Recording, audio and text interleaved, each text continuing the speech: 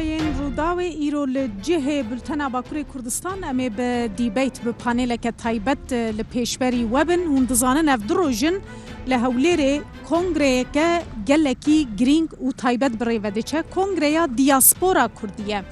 دیاسپورا کردی هندزانن اگر کو ام پچکی تاریخاوی وگرن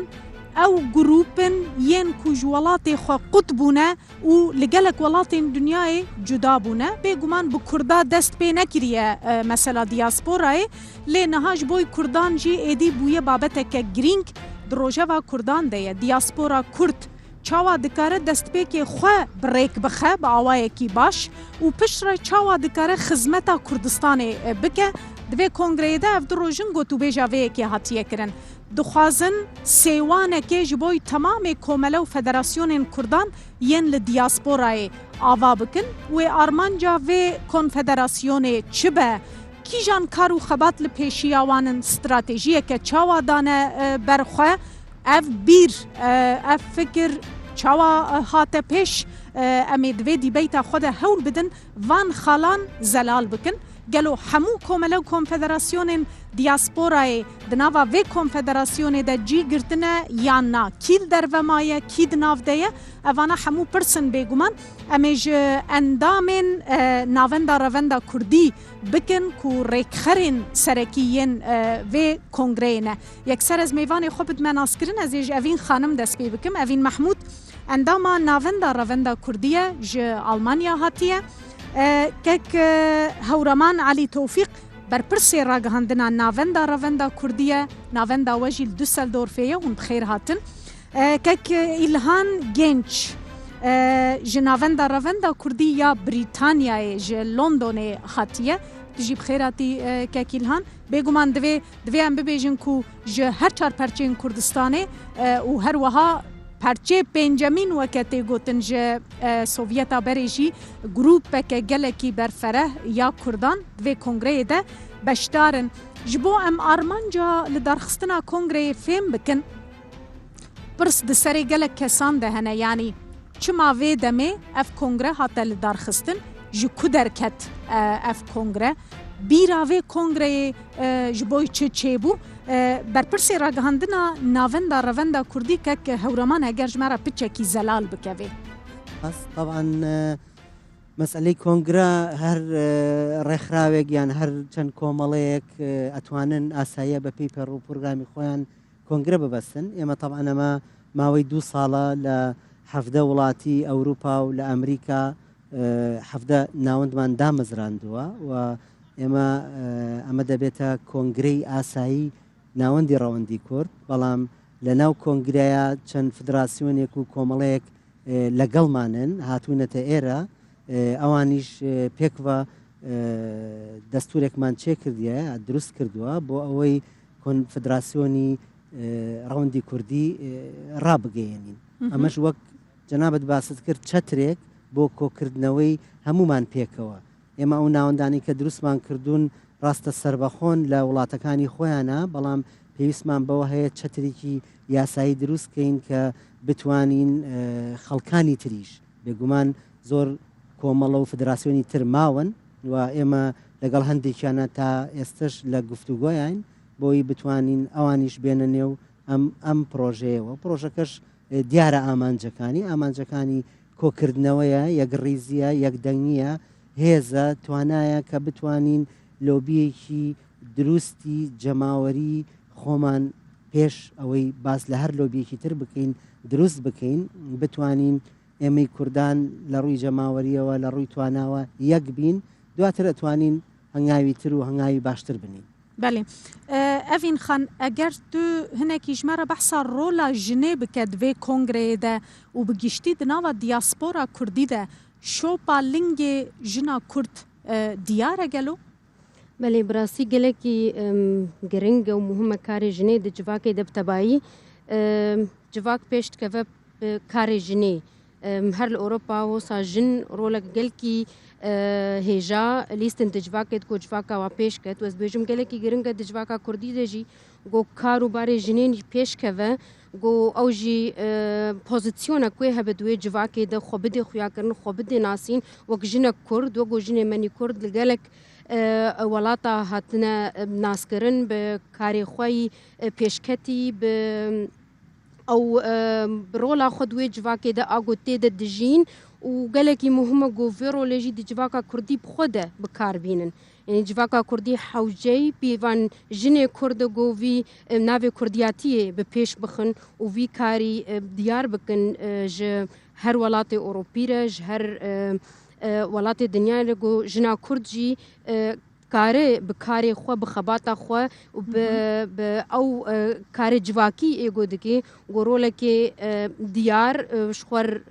اپوزیسیون که دوی جواکی ده چه بکه او هر جنا کرد حوجی پیشگرتیه و از بهورم وک پلتفرم اگو آوا بوی کاری جنه بتایبت چی پیش بخه گو او جی وکو جن کرد دوی جواکی ده دیار بی هون گلک جن هند ناوا و کنفدراسیونه ده؟ هسکارم بیجم گلک هی ام سرت خبتن لی کار جنه گلکی گرنگش مر سروی بابت سکنن گو بتباهی وک وی پلتفرمی کار جنه بتایبتی و خورتاجی بریوه ببن و خوب بچبینن که الهان تو از باور دکم نفش دوامية جنراسيونا كردية لور هر لأوروبا مزنجي بوينا وصا جزاروتي يعني تشوية ور جهش سالي ورفة تلور مزن بوينا أريز سودو سالور مري سودو سالي من لأوروبا لبريطانيا إيجار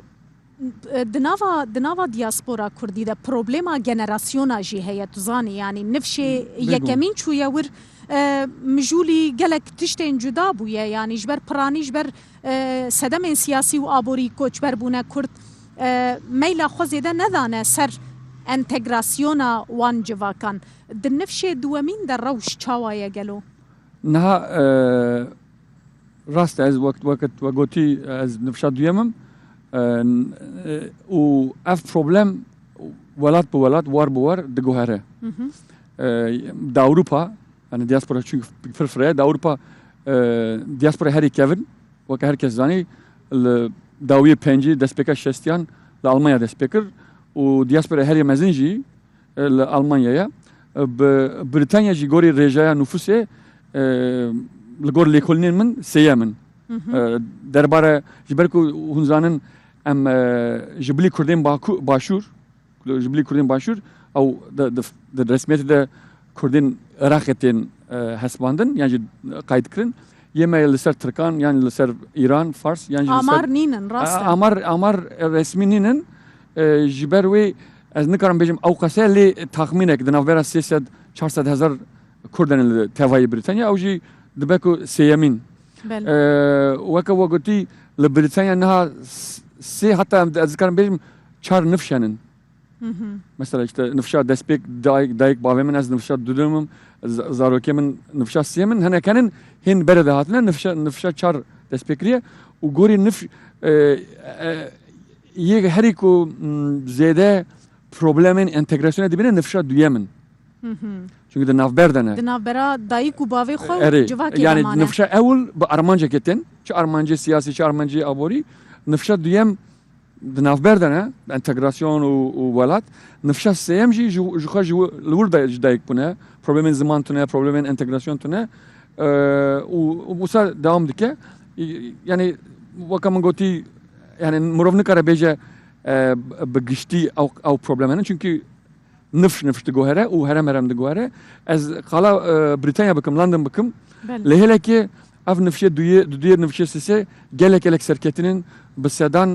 پارێزەرە مەهێنن بسدان کارین پرۆفسیۆنێل دکن یعنی لور مەزن بوونە زمان زانن زانینگە خوێندنە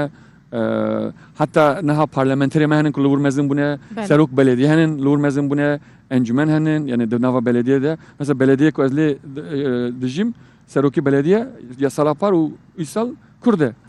ناوە 56 کورسیدا 22-23 Kurdun. Dali abori de gelek şirketin mezun nava da destek kurdan dana hem nefşa yek hem nefşa dudu. De Ali deyince di yani her tişne pozitif tabi beguman. Av taybeti kurdemeye bakur. Av heşmendi kurdi zaman o aloziya nav nasnabe em Türk'ün em Kurdun em İngiliz'in British'in av ji tu bu xaza naxaza leser deruni psikolojiya av insanan موري خو هلد ده و problem جوان دردخنه مثلا يعني كوميكيك و ام بيجن او problem ناركوتيك سوچ يعني هنن انسان كردما مخابن هنن دغرتگي بريطانيا جبر سوچ يعني دوی مروف تابلو بفرهی با objektif بنره تشتی باشی هنن تشتی که ام دخوازم باشتر جی بکن هنن از دکارم وها بجیم اگر بله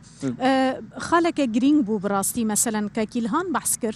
آمار نينن مثلا ام وك روجنامه وان نهادا ما از بخوازم گرافیکه که چکم لسر هجمارا کردین دیاسپورای جافکانی نینه از لی بنیرم چند کرد لکیجان ولاتی نه دیاره جبر کو ای باکر وکه ترک تینه حسباندن ای روشلات وکه ایرانی تینه حسباندن ای روجاوا وکه سوری تنی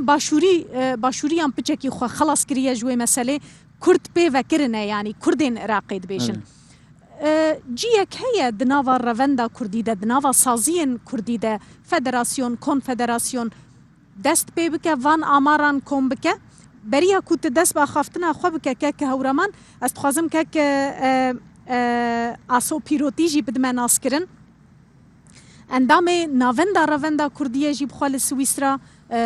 مامۆستایە و gelek karobarên din di nava revenda Kurdî de li Swîsrayê cîbicî kirine piçekî bi derengî hat beşdarî bernama me bû tu bi xêratî kekaso bi xêratî kerem ke ئامارەوە باستان کردەوە کە کێشەی هەندێک لەو بەشانەی تری کوردستان کە بە ناوی وڵاتەکانیانەوە تۆمارە کرێن بەڵام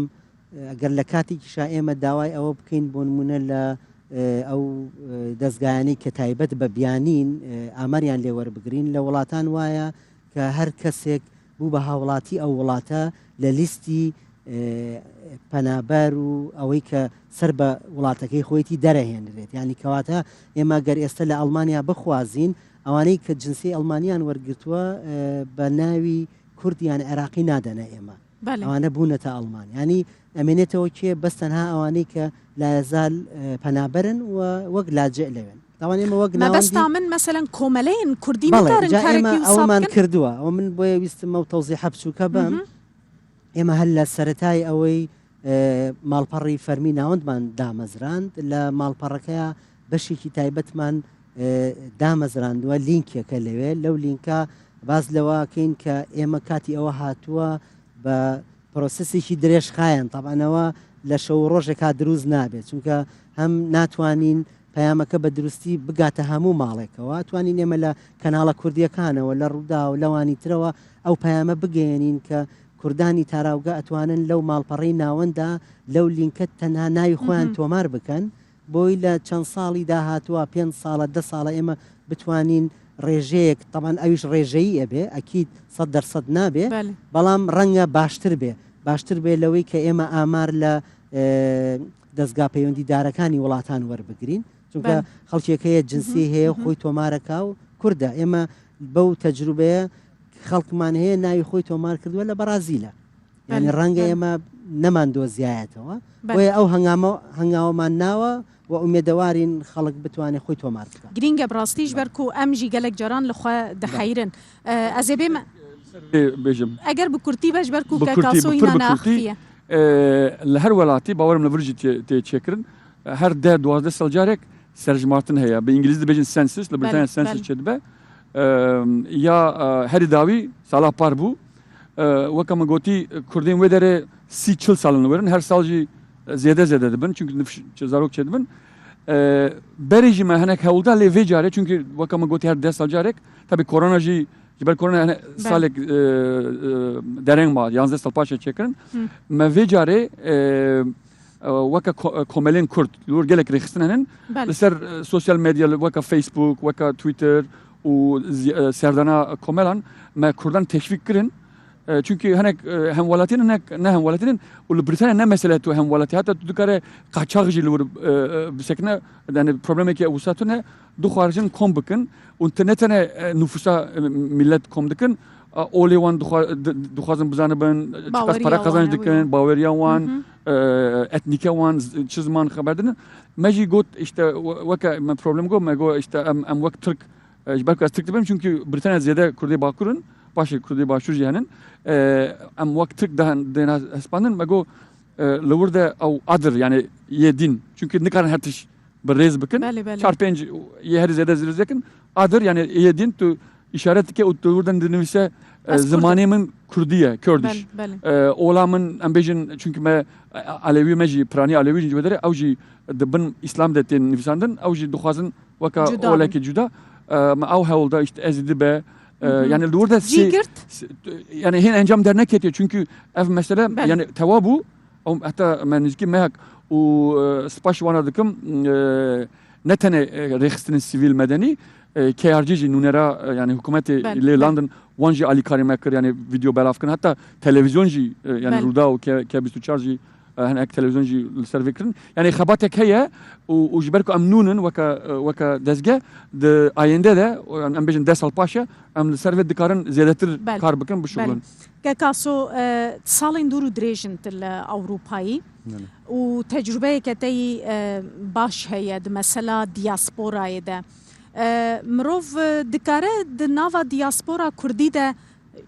جهف جدا بك وكنمونه روشلاتی پرسکریکن وان جدانه باشوری جدانه باکوری جدانه روجاوایی جدانه یان بگشتی کرد همه دکفنه عینی کاتگوریه ئێمە ئەگەر لەباری زانستیەوە بۆ مەسەلەکە بچین کورد ئینسانە ئەگەر کوردمان پێ ئینسان بێ پەس دەبی وەک هەموو ئینسانەکانی دیکە کە جێگۆڕچی دەکا هاتوۆتە وڵاتێکی دیکە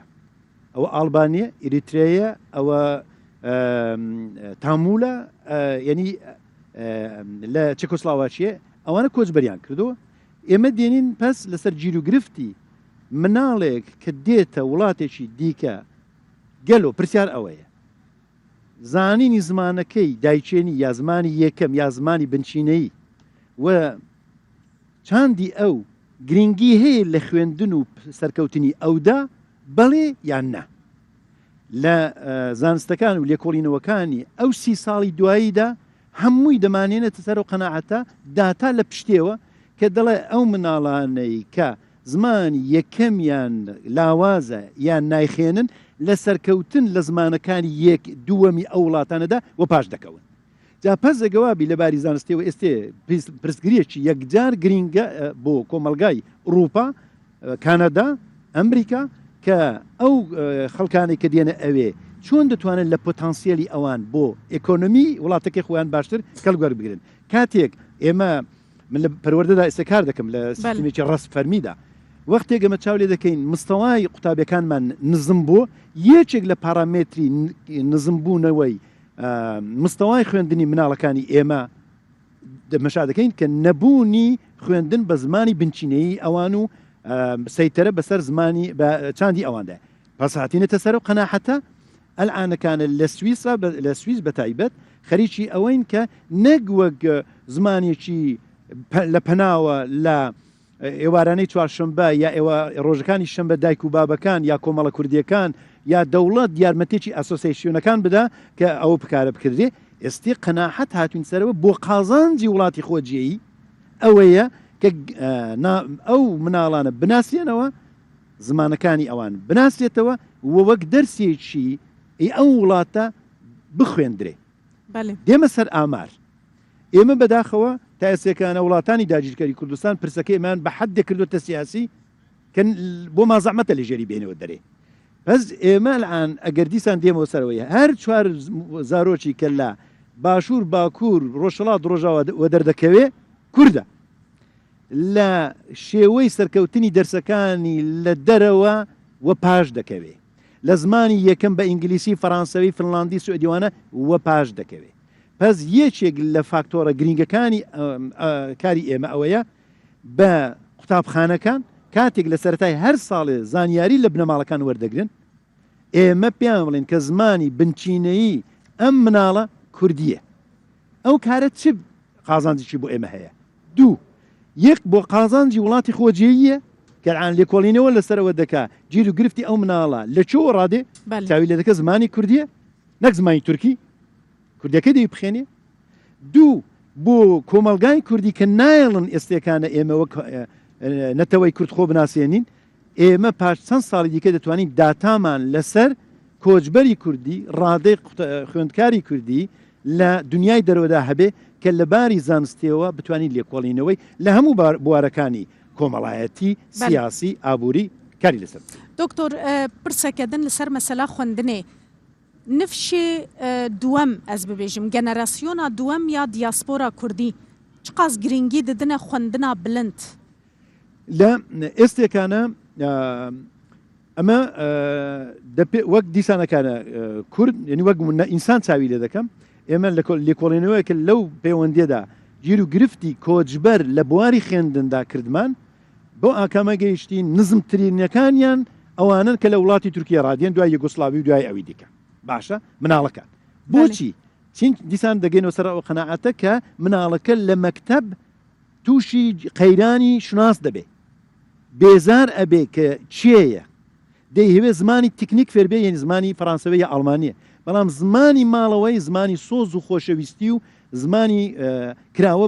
لای سروشتە ئەو لەو زمانە بێبەش دەبێ کاتێک لە مەکتەب کە قسە دەکا زمانی تەکنیک بەکاردێنێ کاتێک دێتەوە ماڵێ بە زمانی ماڵەوە زمانی سۆزە دەماوەیەکی یەک دو سێ ساڵ ئەوەڵێدا دەگەڵ ماڵێ دوو زمان بەیەکەوە دروست دەبن زمانی تەکنیک زمانی خۆماڵی لە تەکنیک لە مەکتەب مناڵەکە دەیوێت قسە بکە زۆر شتی سۆز کەمی دێنێ بێدەنگ دەبێ فقط کەلیمەی تەکنیک دەزانێ لە ماڵەوە دێتەوە دەگەڵ دایک و بابی قسە دەکە دەیهوێ زمانی زۆر وشەی هێنە دەوێت بیڵە لە نێو سۆزدا تەنیا زمانی تەکنیکی هەیە کاتێک ئەو بەکاردێنێ دایک و بابەکانی لێ حاڵی نابن ئێمە لەگەڵ گیر و گرفتی بەشێکی زۆر لە دایک و بابەکان دەڵێ وەڵی لە ماڵێ نازانم خۆواژ نییە باشە لە مەکتەب دەڵێن خۆ مەتەماتیکی زۆر باشە بەڵام نازانین لە جغرافیا و مێژوو ئەوانە بۆچی ئێستا چاو لێ دەکەین گیر و گرفتی ئەو مناڵە دوو زمانی بۆ دروست بۆ زمانی ماڵەوە و زمانی تەکنیک جا مناڵانی ئێمە دەبی شانازی بە مناڵەکانی خۆمانەوە بکەین بە لە بەرچاوگرتنی ئەو هەموو ئاستەنگی کە خستویانتە سەر زمانی کوردی شناسی کوردی نەناسراوە بەڵام ئێستێ قوتابیەکی یەکجار زۆری سەرکەوتومان هەرچەند میکرۆپرۆسەسۆری مێشکی ئەو دیسان سست کردراوە نایکێشێ بەڵام خەباتێکی زۆر باش لە کچ و کوڕی ئێمە هەنە کێسەکانە پێگەیشتونە و خۆ پێدەگەێنن هیوادارم جا ئەو کۆبوونەوەی ئەو کۆنگرەیە بتوانێت بە شێوەیەکی زانستی کار لە شێوەی داڕشتنی بەرنمەیەکی دروست دوور لە مەسایلی سیاسی لەسەر کاری چاندی و زمانی کوردی لە دەرەوەی کوردستان دەست پێ بکەیت. ئەڤین خان پشتی vê کۆنگرەیە مەسەلەن زێدەتر کار و barê ku hûn ê li diasporayê girîngiyê pê bidin weke jin çi ye stratejiyek heye li ber we? Elê bi rastî karê herî giring got em piştgirtiyê bidin diyê Kurd got zimanê dayîkê zaroka fêr bikin. Heye di bernama we de tiştekî wiha? Belê kursê zimanê Kurdî wê wek dibe pêşkeş bibin ji Kurdên diaspora re ta ji bo got ev zarokê biçûk ê got ji danê sibehê saet 8 heta saet 4-5 li dervî malê dijîn ku diçin mekteba diçin wek dibêjin cihê zaroka wextê pir li wir derbas dikin bo yekê zimanê wî welatî werdigirin beriya zimanê xwe dayîkê û gelekî giring e got diyê Kurd piştgirtiya wa bibe û ev tişt zelal bibe ji war bê çi qasî giring e ku ew zimanê dayîkê zarok pê biaxivê ji biçûkayî de her wisa dewletê Ewropî bixwe teekîd dikin ser vê tiştî û dibêjin gelekî giring e ji me re jî got zaroka ya ji dervî welat hatî ya wek dibe اصلي وی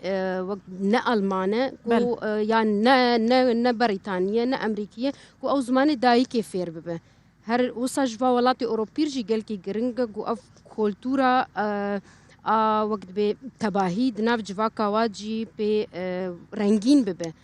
و اف نورمالج جواکا کردیش دایک کردی به گمان تی خواستن کو زاروکا فری زمان دایک ببینش برگو زمان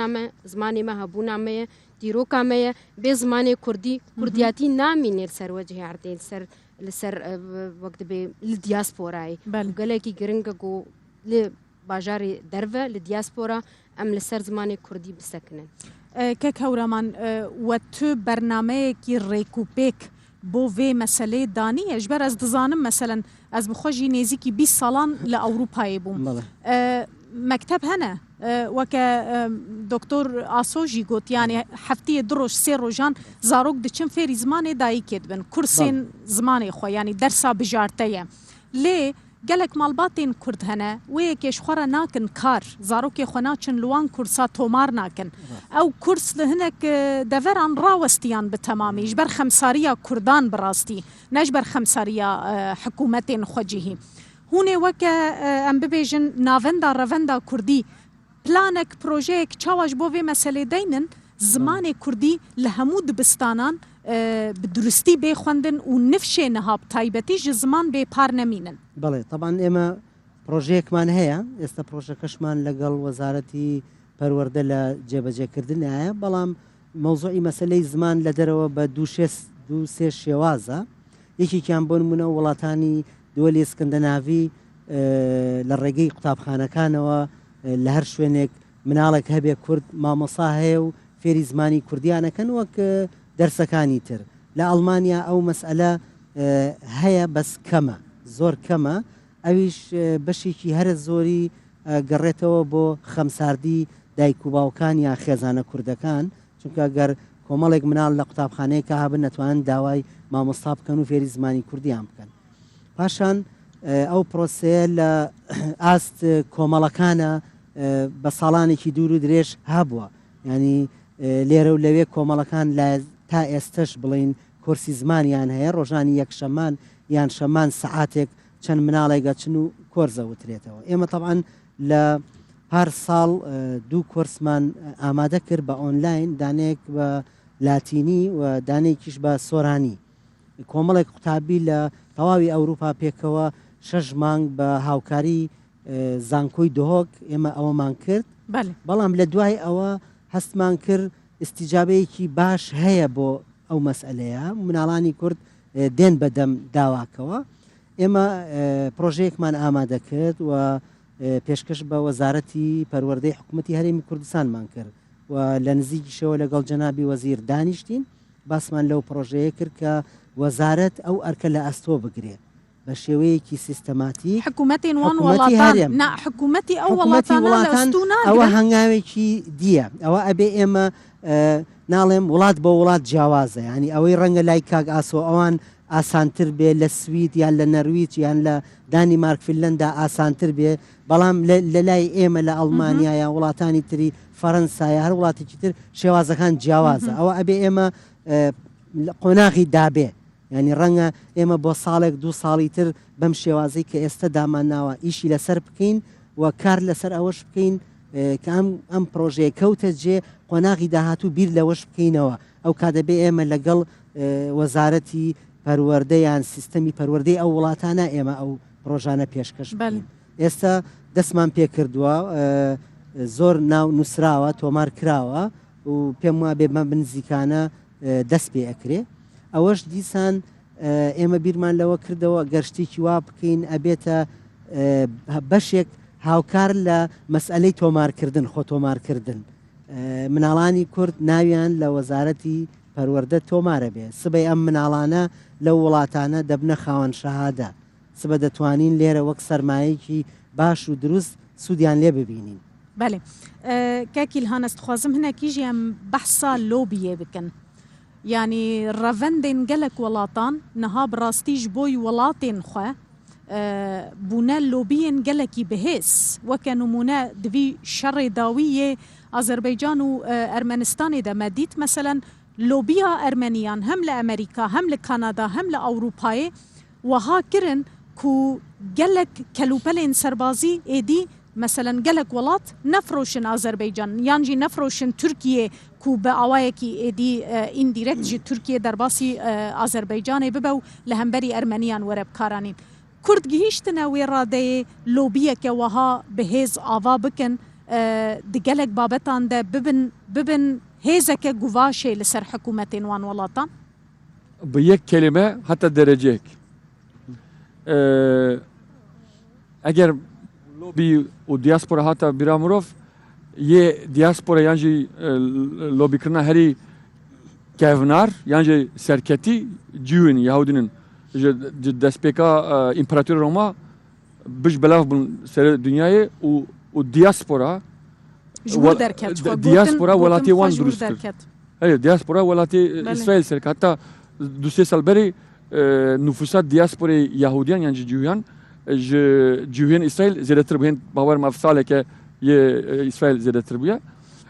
ji ber wê lobî pir mühim e lê em viya jî bir mekin mesela ta basa Ermenistan û Azerbaycan kir Ermenistan bixwe dewletekî ser bixwe ye Azerbaycan jî dewletekî ser bixwe ye ême Kurdan em dibêjin çar hatta em dikarin pênc yani ji bilî diaspora ez Kafkasya wek parçeyê pencemîn dibînim çünkü wek ez dibînim ez wana wek diaspora tamam Kazakistan diaspora diye Kafkasya wek diaspora kabul nakim. Min çi got pa. Te got ewana devletin ême ne devletin? Bibor erî rast e. Awa yani di dest wan de ji aliyê çavkanî ji aliyê naskirina di nava UN yani United Nations û dezgên teşkilatên devletî fermînin. Yeme çiye mesela federasyona yani resmi il başvuraya hatta asteki tamam au hanek mecal o şans da destemrov yani dve em jiwe bir mekin. Yani çünkü lobi çiye berjevendiye. Yani tu mesela alikari em bejin Amerika duxwaze Fransa duxwaze yani ez bejim qala devletin zilhez dikim yani mezin. Ali ekonomi, Ali abori, em bejin nava NATO'da UN'de. Çünkü ev dikarin Ali karite bikin yani şer bidin sekinandın taraf bigirin. Eğer ne de berjevendi wanda ya mesela ne tane insani dinerin rast mesela eğer az salin raburdu de salin da salin raburdu binerim em xurtbuna yani serketine lobiye kurdan bi Kobani'de em de binin. Kobani'de hem em bejin indirect bejin ya protesto falan hem ji direct ya Danustan'ın parlamenteran serok veziran ava serketinek bu hatta astek li em nikarin xwe devletin din ve kasbaki belki em ne ser bixwanin em viyaj bir dikin lemrov ne devlet mesela mirov dikare lobi bike yani yani juxa erkemeye o juxa erkemeye mesela ez evdurojin vak parçe ve kongreye me komxabat vak İngilizce bejin workshop komxabatan çekir mixwa niziki peywendi u lobiyan dit em de burada evdurojin em Danustan'ı çedikin sohbet dikin goftugo dikin yani proje ve ne saj bu dama peş tabi yani dnava ve dezgede vaka havalimin havak afkarimin go ve beş habın jin perverde u beşeki heri mühim ku devet rojane u berdawan bixabite lobiyu peywendiye bale جبروي افدروجن ام لسروي دانستان دكم پرورد بين حتى ام يشف هلبجرين كي برپرسيار كي اكتاره يعني جبو ملتك وكما بي دولتك سربخه پرپر ميمه يعني هري جرينتر اوا ذكرم تشتك سر مجاره بري بيجم زمان بله كرم ذكرم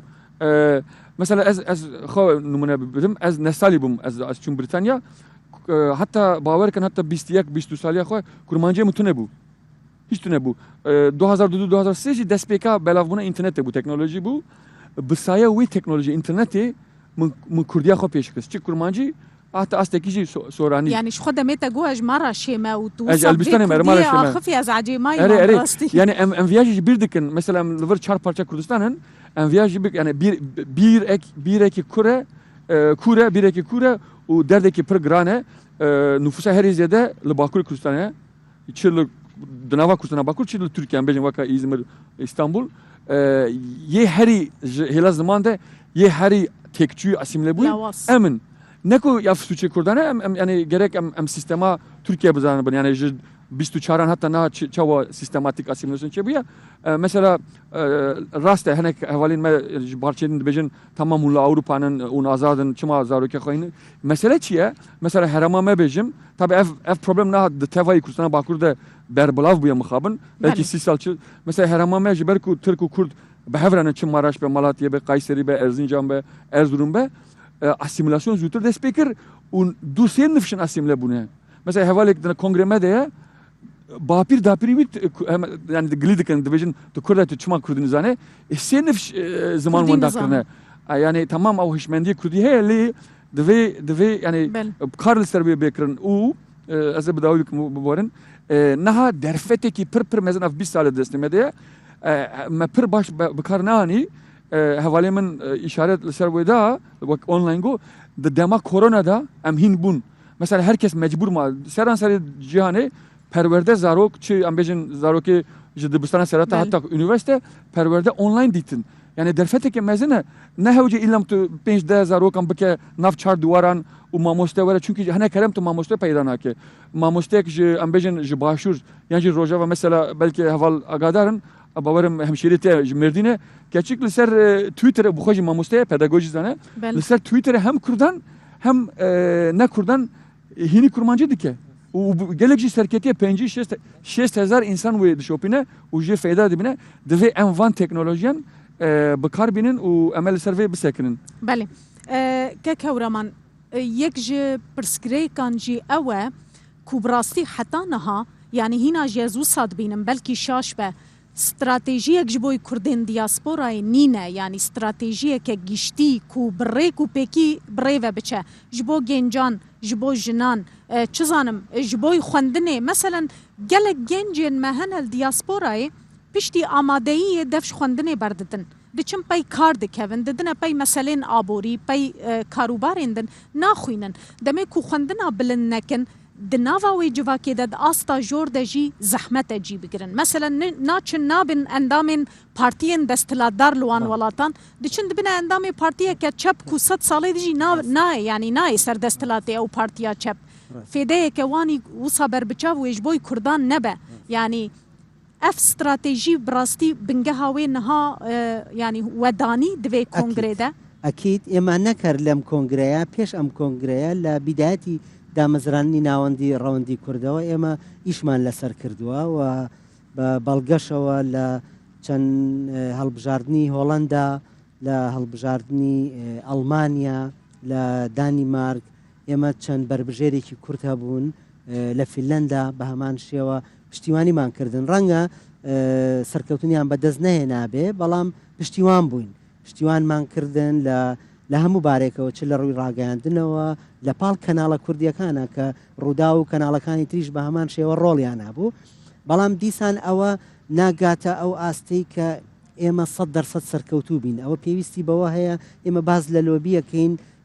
لۆبی ڕەنگە پێویستمان بەوە بێ پێش هەموو لۆبیەک لە ناو خۆمانە لۆبی دروستکەین ئێمەی کورد لۆبیەک لە نێو خۆمان دروستکەین نێو خۆمان ڕێخین نێو خۆمان وا لێ بکەین کە هانی گەنجەکانمان بن بخوێنن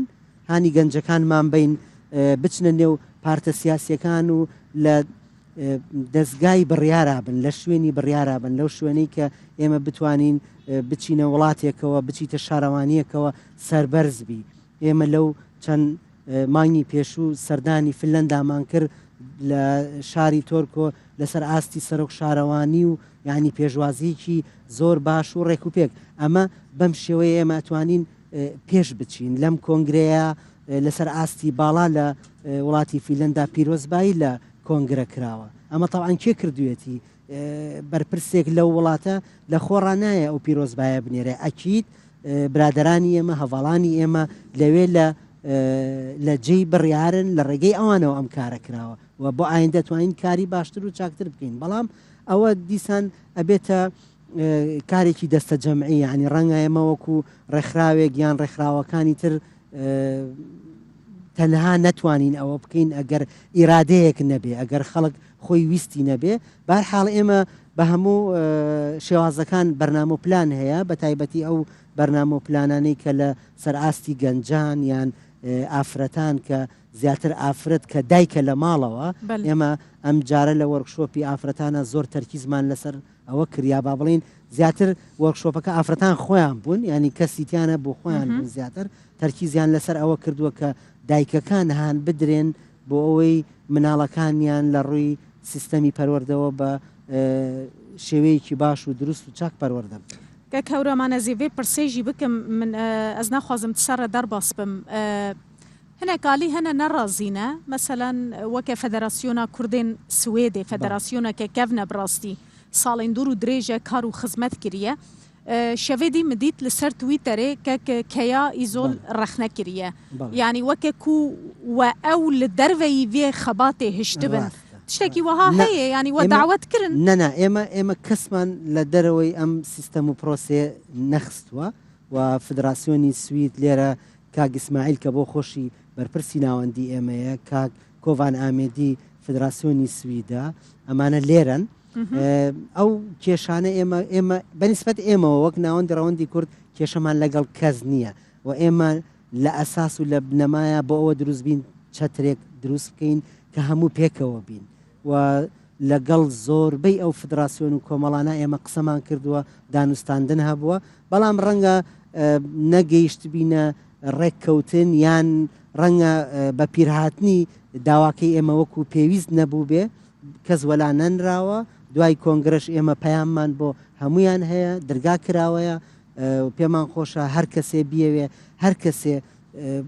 کوردبوون ئاڵا نەتەوە پێی رازی بێ ئێمە دەرگامان کراوەیە هیچ کێشەیەک نییە و ئەکیید کێشەش نابێ وە گرنگی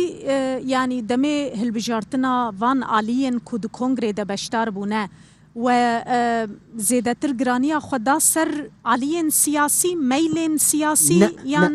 قەتڕۆلاوی نەبوو نا ئێمە بۆەوەی جان کێشەکان لەوە دروستە بێ ئەو مەفهومە بە غەڵەت وەرگیراوە ئێمە من پێشتریش ئیشارەتم پێدا بەس ئێستش دووبارە یەکەمەوە ئێمە ئەم کۆنگرەیە کۆنگرەی ناوەندی ڕەوەندی کووردە ئێمە وەک گوتم 2 ساڵە هەر کەس ئازادە ناوەند دابمەزرێنێ کۆمەڵە دابمەزرێنێ ینی هیچ سانسۆرێک نییە ئێمە ناوەندی ڕەوەندی کوردمان دامەزراندووە وەگوتم لە 17 وڵات بە ئەمریکا و کەنەداوە ئەم ناوەندانەمان بەپی دەستور پێویستمان بەوە هەیە 2 ساڵ جارێک کۆنگرە ببەستین ئێمە ئەم کۆنگرەیە ئێستا کۆنگرەی ئاسایی ناوەندی ڕەوەندی کووردە بەڵام ئێمە ئەو هەلەمان قۆستەوە کە هەندێک لەو فدراسیۆن و کۆمەڵانی کە لەگەڵمان هاتوون و لەگەڵیان ڕێککەوتون و ئامادەن لەژێر ئەم چەترەیە کار لەگەڵ ئێمەیا بکەن ڕێککەوتین لەسەرەوەی کۆنفدراسیۆنێک ئیعلان بکەین ڕابگەێنین ئەمە تەنها ئەوەیە بەس مەفهومەکە پێشتر وا گەیشت کە ئەمە کۆنفدراسیۆنە لە پێشەکی ینی نە کۆنفدراسیۆن چەترەکە هەموو فەدەراسیۆنان چەترە بۆ هەمووی کۆنفدراسیۆنە و ئەم ڕۆژ لە کۆنگرە ئیعلانەکرێت ڕائگەیەنرێت بەڵێ بەس من مەبەستم لەوە بوو پێشەوەی تۆ شتێک ڕابگەێنی ناتوانانی بێڵیت ئەبێ ڕابگەێنی اینجا ئەوەی مەسەلە ئەڤین خانەزێب کورتی بێمە جەم تەژی پشە بچمە جەم دکتۆر ئاسۆ زەحمەتیên we weke jin di nava civakên biyanî de zêdetir çi ne meselen hûn dixwazin komele federasyon saziyên Kurdan li diasporayê bi çi rengî alîkariya we bikin بله براستی پرانیه زحمتیه وەکو ژنان زمانە وەختێ وڵاتێکی بتایبەت ژنێ گۆنو چوونە دەروی وڵات زەحمەتیە زمان گەلێکی لە قایوا دبن گۆ ئەو نکارن زمانێوی وڵاتی زوو فێر ببن یان ئاستەنگی هەنە گۆ زوو نکارن فێر ببن ژ بەروەیەکێ دامەزرنا کۆمەلا بچێکی زەحمەتی تێت چێ دەبێ بۆ ژنان و ئەز وەکو کەچە کورد gelekî bê hewlda ku ez amademe komerê Kurda alîkariya buwar bikim bû xwe komelek ava kirî li bajarê li Almanya li bajarê Esne û ez her amademe her komelata ji bo çi ye karê integrasyonê dike jina pêş dixê her wiha karê jina bi taybetî û min projen çêkirine ji bo karê jina û nû di civakê de و ئێکەڤن دژواکێ دەوالەقای هەفتوو بکن بگو هەفتوو بناسن ئاریکاریە هەفتوو بکن هەردوو ئالی وەک پلتفۆرمێکی هۆسا بچووک گۆ ژنێ نو کەبن هەفتوو بناسن و کاربن ببن ئاریکار بهەورە و ئەز هەر دەبێژم ژنێ کورد حوجەی vêriyê nebrastî û komela ava bikin û herwiha hikûmetê Ewropî jî gelekî piştgirtiyê didin komelê jinan ew her gelekî ji war giring e ku jin di komîtarê ve bir dibin di komela de ew her arîkariya aborî zû didin wa ew şans pêşiya wa fere dikin ku ew xwe pêş bixin ew her qîmetî didin komelekî got pîrek di komentarê ve bir dibin ji ber wilo ez bînim gelekî giring e ku jin li ser vê tiştî bisekine ku ew rêl pêşiya xwe veke mecalê bide xwe vî tiştî ku xwe pêş bixe komele gelekî karekî giring di civakê de bicîtînî û ez wek bi piştgirtiyê didim civaka Kurdî bi tebayî ku komela ava bikin li ser hemû astê Ewropa komela karekî gelkî civakî giring dike ji hemû civakar kom dike rêk dixe yanî gelek derfet tê de hene dibin banê komeleyan de Doktor Aso di rojin tu di nava kongreyê de yî bêguman te çavderiyeke baş kiriye pêşniyarên te çi bûn ji bo vê kongreyê û di dema pêş te bi dîtina te diaspora Kurdî divê giraniya xwe bide ser çi دیاسپۆرای کورد دەبی ئێستەکانە لە دەرەوە خەباتی خۆی بگۆڕێ ینی ئەو شێوازەی کە تا ئێستێکانە بەشێکی زۆری جێگای گلەی نییە ئەوە کۆنسپتێکە ئێمە ڕخنەگەرانەیە لەسەر ئەو ڕابردووی خۆمان چشت هەیە بۆ کە تا ئێستا ئێمە ئەو هەموو کۆمەڵە کوردی و کۆمفنی فدراسیۆن ئەوانەمان بەدەست دروست کردو بەڵام تا ئێستا ئەو سەرکەوتنەی کە پێویستە و دەستمان نەهێناوە ئێستا ئێمە دەبی ئەو ئامرازانێک کە پێی دەڵێن ئینپوت ئەوانە بگۆڕین یعنی شێوازی دروستکردنی کۆمەڵەکانمان بگۆڕین ئەلعانمە باسی مەسەرەن ئەوە دەکەین کە دەڵێن بەیەکەوە دانیشتن بکەین من پێشنیارم ئەوەیە ئێمە چوار کورد بەیەکەوە دادنیشین زۆر خۆشحاڵم ڕۆژێک یەکێک لە وەزیرەکانی پەروەردە لی پرسییم ئێوە کە چوار کورد بەیەکەوە دانیشتن بە چ زمانێکەوە داخون باشە وەڵام داواکتم بە هەموو زمانێک بە غێرەز کوردی لەسەر مشکلەی مناڵانی کورد قسەمانە کرد وتی بۆ وتم ئەوەی تورک زمانیان بڕیوە ئەوەی سووریا هۆڤیەتیان حەلاندووە ئەوەی ڕۆژاوا وردە وردە ئەسیمیلاسیۆنێکی عەجیبیان بەسەر هێناوە ئەوەی باشووریش ئێسێکانە دابەشیان کردو بە چەندین لەت کە گەیشتینە ئێرە هێمە مەجبورین بە زمانێکی هێندێک کوردی هێندێک فەڕانسەوی یعنی وڵاتە بێ هێندێک ئینگلیسی ئەگەر لەوێ گیرمان کرد بە زمانی داگیرکەر فارسی یا تورکی بۆ یەکتم من ئێستێکانە ئەوەندەی کوردی سۆرانی فێر نەبووم کە ئەوەندە تورکی فێر بووم بۆەوەی کە لەگەڵ برادرانی هاو زمانی خۆم کە کوردی تورکیان باشە کوردی باکوورن لیان تێبگەم ئێمە پێشنیارێکی کۆنکرێت یەکێک لە مشکلەکانی ئێمە بە بڕای من لەباری بارهێنانەوە ئەوەیە کە ئێمە چوار کوردی چوار پارچە بێکەوە دادنیشین مشکلەی لێکتر تێگەیشتنمان هەیە کە ئەوەش ئێمە گوناحباری نین بە سەریاندا سەپاندوین بەڵام ئێمە دەتوانین ڕێگاچارەی بۆ دروست بکەین ئێمە پێشنیاری بەشی پەروەردە یەکێک ئەوەیە لە دوای ئەم کۆنگرەیەوە بە شێوەیەکی گشتی لە تەواوی دەروەی وڵاتەوە لە هەر کۆڕ و کۆمەڵێکەوە کە ماڵبەتی کورد ڕۆشنبیری کورد بەیەکەوە دادەنیشن بە هەر زمانێکی وەک چۆن ئێمە دەمانێت دەست و ئیتالیایی بەدەستان قساکە ناڵیبی بە کوردی داخفم بە کوردی قسا دەکەم بە غێری کوردی ئێمە بە زمانی دیکە دەگەڵ یەکدر قسە نەکەین و نەعاقفین ئەو پرۆژێ نیەتی چییە من پێشنیار دەکەم کە دوایی لەباری زانستیەوە 4 تا 5 ساڵ ئێمە کاری بۆ دانین ئەم پرۆژێ بدەینە دەست بەشێک لە زانستگاکانی دەرەوەی وڵات خوێندکارانی باشلەر ماستەر دکتۆرا لەسەر شێوەی لێکدرتیە نەگەیشتنی کۆمەلگایە کە زمانیان لێ بڕیوە دەیهوێت زمانێکی نوێ دروست بکە ئەو پرۆسەسۆرە چۆن دەبێت کاریگەری چییە باشە خراپە یعنی ئێمە بە شێوەیەکی زانستی بەڵێ بتوانین زمان یارمەتی دروستکردنی زمانێکی یەکگرتووی کوردی بکەین یەک لەبا ئەوە بۆچیش ئەوە پێشنیارەکەین بەڵێ ئەوە کارێکی یەکجار گرنگی لەسەر شناسی زارۆکەیە دەمێمە نەما مخابن بڕاستی گوتوبێژێکە گەلێکی خۆش بوو گەلک بابەتێن کوهین متخواست ez بپرسم jî hebûn lê dema me nema spasiya we tevan dikim ji bo hûnbûnê mêvanê me em ê jî weke medya bêguman çavdêr bin li ser van biryarên ku divê kongreyê de hatine wergirtin ji bo em bikaribin yanî xelk bi taybetî bizanibe û agadar be çi hate gotin û çi hate kirin dest xweş zor spas خۆش بێ گەلس em giştin dawiyê temaşevanê nêşa her şad bin